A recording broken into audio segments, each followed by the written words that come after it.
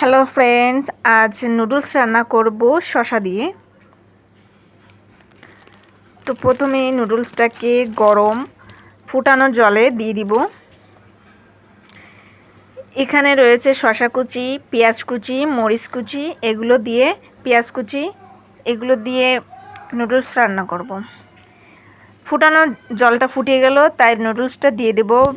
নুডলসটা ভালো করে সিদ্ধ করে নিব। নুডলসটা কিছুটা সিদ্ধ হয়ে যাওয়ার পরে শসা কুচিগুলো নুডলসের ভিতরে দিয়ে দেবো।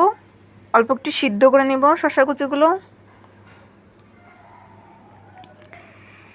এবার সিদ্ধ করা নুডলসগুলো জলে ঝরা দিলাম।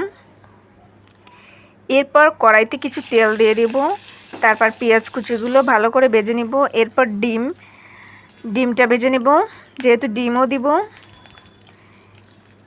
ডিম, পেঁয়াজ কুচি এগুলো ভালো করে ভাজি করে দিলাম। এরপর নুডলসের মশলাটা দিয়ে দিব। এরপর নুডলসগুলো দিয়ে দিলাম। এভাবেই খুব সহজে শসা দিয়ে, ডিম দিয়ে ভেজিটেবলস নুডলস রান্না করে ফেললাম।